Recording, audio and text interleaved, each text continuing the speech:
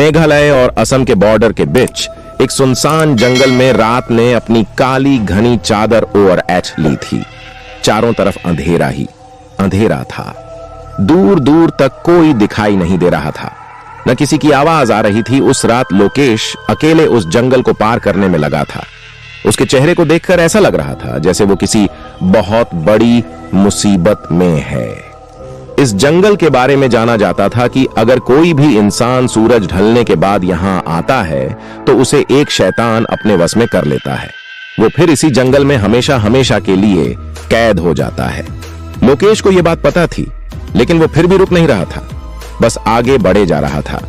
जंगल के आखिरी छोर पर एक नदी बह रही थी और उस नदी को पार करते ही असम सीमा शुरू हो जाती थी।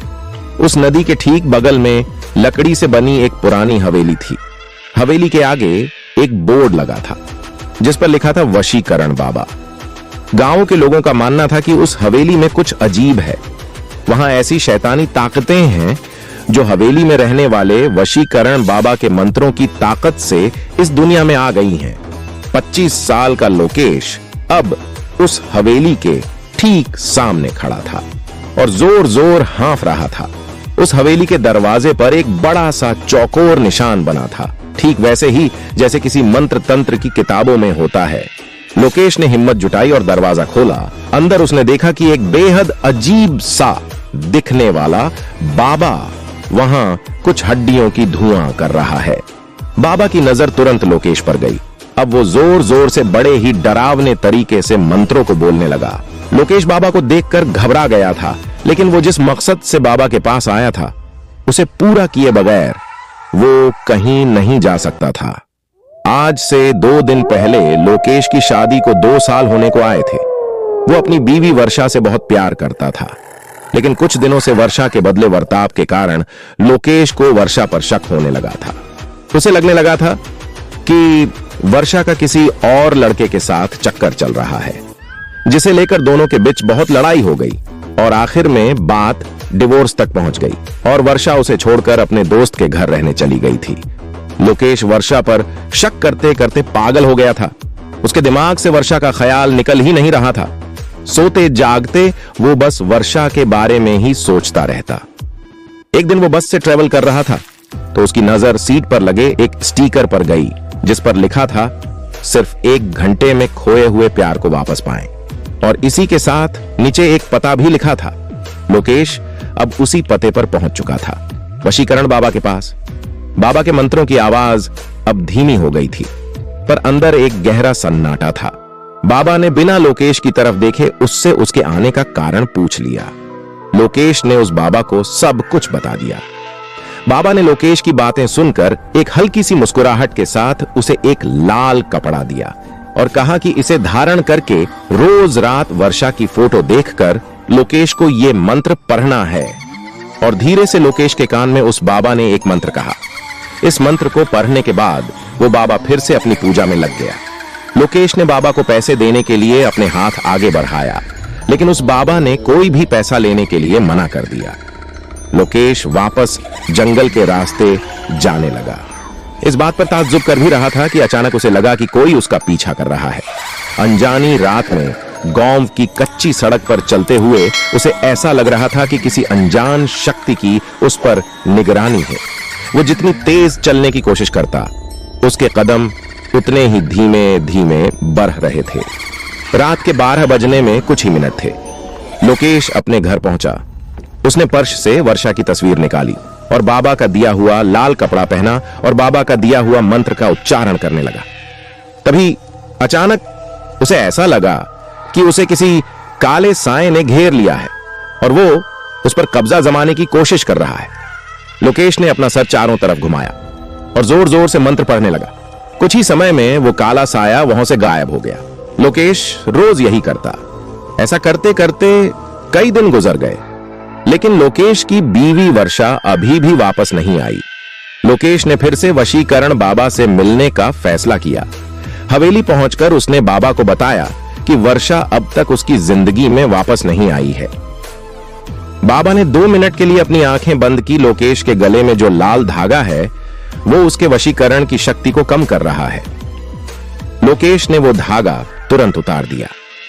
बाबा ने यह भी कहा कि अगर वो वर्षा को इस हवेली में ला सकता है तो वर्षा जरूर लोकेश के पास आ सकती है। उस दिन भी लोकेश जब अपने घर वापस जा रहा था तब भी उसको ऐसा लगा जो उसके पीछे पीछे चल रहा है और उसे देखे जा रहा है। लेकिन लोकेश जो वर्षा से बेहद प्यार करता था, उसे पाने के लिए वो कुछ भी करने के लिए तैयार हो चुका था। अगले दिन लोकेश ने वर्षा को कॉल किया और माफी मांगने के बहाने उसी जंगल के पास शाम को मिलने के लिए बुलाया। वर्षा ने कुछ पल सोचा और फिर मान गई। दोनों आज बहुत दिनों बाद मिल रहे थे। बात करते करते लोकेश वर्षा को हवेली के पास ले गया। जैसे ही वर्षा हवेली के पास पहुंची, उसे एक अजीब सी घुटन महसूस होने लगी थी। उसने लोकेश को तुरंत वहां से चलने को कहा, लेकिन लोकेश जबरदस्ती उसे हवेली के अंदर ले गया। बाबा ने जैसे ही वर्षा को देखा, उसने लोकेश को बाहर जाने को कहा और दरवाजा बंद कर दिया। पूरे 2 घंटे हो चुके थे, लेकिन दरवाजा अभी तक बंद था। लोकेश को अब बहुत ज्यादा घबराहट होने लगी थी। कुछ देर बाद दरवाजा अपने आप खुला, लेकिन लोकेश ने जैसे ही दरवाजे के उस पार देखा, वो देखकर लोकेश के रोंगटे खड़े हो गए। अंदर वर्षा बेहोश पड़ी थी और उसके शरीर के चारों तरफ मोमबत्तियां जल रही थीं। वो बाबा वर्षा के शरीर पर तरह तरह के निशान बना रहा था, लेकिन रोंगटे खड़े कर देने वाली बात यह थी कि वर्षा के पास एक बहुत ही भयानक सा काला साया मंडरा रहा था। बाबा ने लोकेश को कहा कि अब वर्षा वही करेगी जो लोकेश उसे बोलेगा, लेकिन इसके बदले उसे इस काले साए की सारी ख्वाहिशें पूरी करनी होंगी।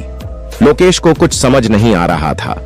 उसने वर्षा को वहां से चलने के लिए कहा तो वर्षा एक कठपुतली की तरह उठकर खड़ी हो गई। वो एक जिंदा लाश से ज्यादा और कुछ नहीं थी। लोकेश वर्षा की ऐसी हालत देखकर पूरी तरह दहल गया था। उसने बाबा से गुस्से में कहा, वो वर्षा को पहले जैसा बना दे, लेकिन तभी काले साए ने लोकेश को पीछे से धक्का दे दिया। वो काला साया बाबा में समा गया।